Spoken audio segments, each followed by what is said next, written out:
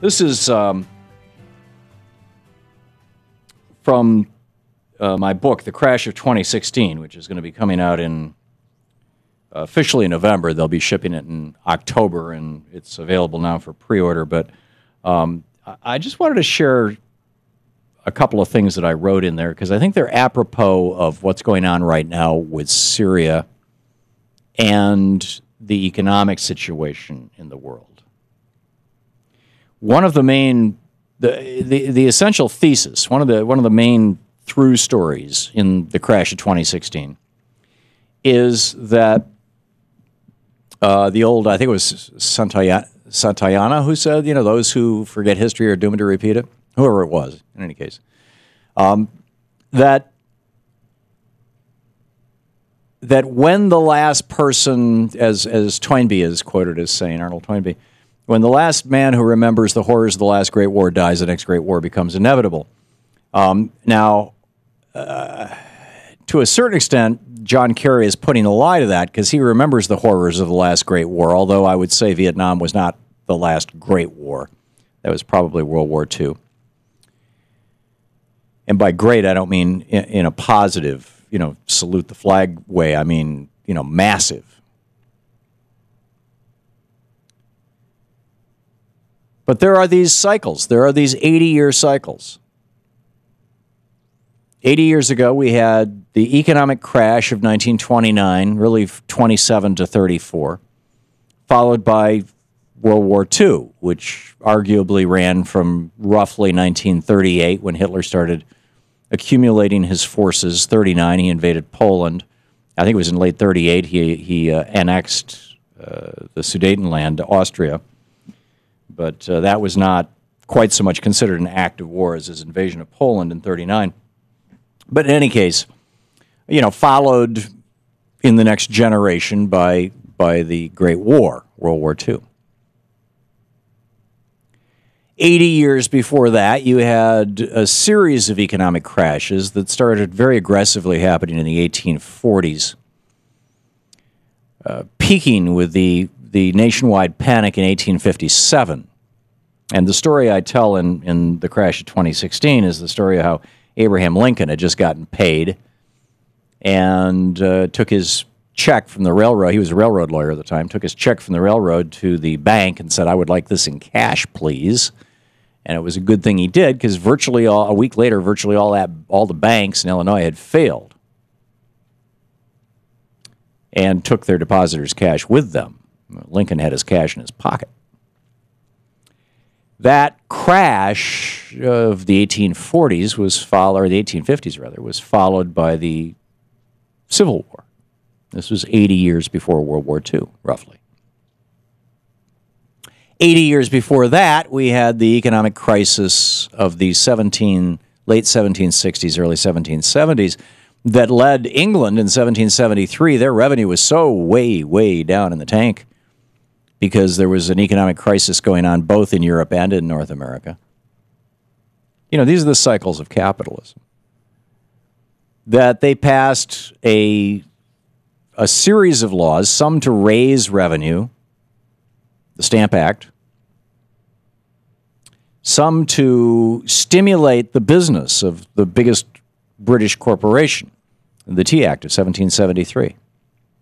The Townsend Acts of 1772, 1773 were designed to increase revenue. The Tea Act was a tax cut for the East India Company because virtually every member of Parliament was a stockholder in the East India Company. And this so infuriated the colonists that the Boston Tea Party happened in the winter of the early winter of, I think it was November, it might have been December of 1773, and this was the turning point for Thomas Jefferson and for a whole lot of his compatriots, which led to the Boston Massacre. Well, it led to the Boston Ports Act, where the British government said, "You got to pay us back for this $1 million worth of tea," and the city of Boston said, you know, put it where the whatever. And this led to the Boston Massacre and to the shot heard around the world and right to the American Revolution. So we have these, every 80 years, an economic crisis followed by a war. And what I warn about in my book, The Crash of 2016, is that we are in that economic crisis. And I started writing this book a year and a half ago, and I've talked about this on the air many times. This is not something that I'm just, those of you who have been listening for years know that I've been sort of writing this book, musing about it on the air. At least the economic crash part of it. But in the book, I point out that those crashes are always followed by wars. And this is something I think that we have to be very, very careful about. Now, this is back in 1933, March 19th, 1933, Anne O'Hare McCormick, young reporter, one of the first female reporters for the New York Times, the first to win a Pulitzer Prize for reporting, by the way, in 1921. Actually, it was 31 that she won the Pulitzer. In 21, she started. She was the first to chronicle. She went over to Italy, and she chronicled the rise of Benito Mussolini. She saw this firsthand. Won a Pulitzer Prize for it. She wrote a full-page, front-page New York Times article. It wasn't front page. It was a full-page article, the first section of the New York Times, March 19th, 1933, about FDR's election. The headline was, "The Nation Renews Its Faith. Out of the swift succession of events that has marked 2 weeks of the New Deal, this fact stands out that the confidence of the people in government has been reestablished." It had long headlines back then. Most of all, she wrote about Franklin Roosevelt, and I'm reading this from The Crash of 2016. Most of all, Roosevelt is an instrument of history. His first 2 weeks were more than a transfer of authority from one party to another. It was a change of government instead of a change of administration. One suspects, she wrote, that he expresses the kind of revolution that fires the American mind. 100% American revolution, whose manifesto is the Constitution. One reason for the present meekness in both houses is that every member is practically buried under avalanches of telegrams and letters from constituents. These messages come to Democrats and Republicans alike, sometimes profane, always imperative. They are mostly variations of a single order. Support the president, give him anything he wants. Now, this is 1933. It was the day after the swearing in of Franklin Roosevelt for his first term as president.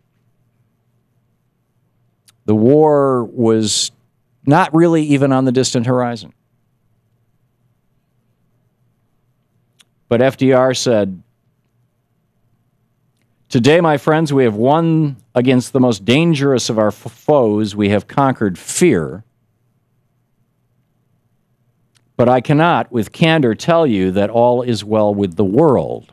Clouds of suspicion, tides of ill will, and intolerance gathered darkly in many places."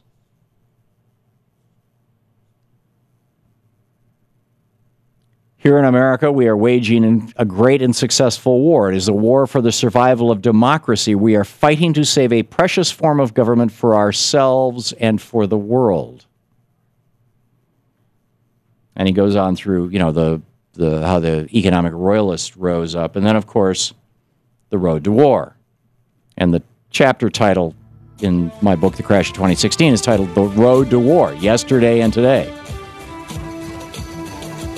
And this is what John Maynard Keynes wrote. Well, I'll get into that in a little bit. But anyhow, the point is, I have been wondering, ever since I first wrote this, in the first draft a year and a half ago, what's going to be the war that follows the crash? And I am very concerned that this thing in the Middle East, Syria, could be it. This is the Thom Hartmann Program. This has all the players. The two largest nuclear players in the world, the United States and Russia.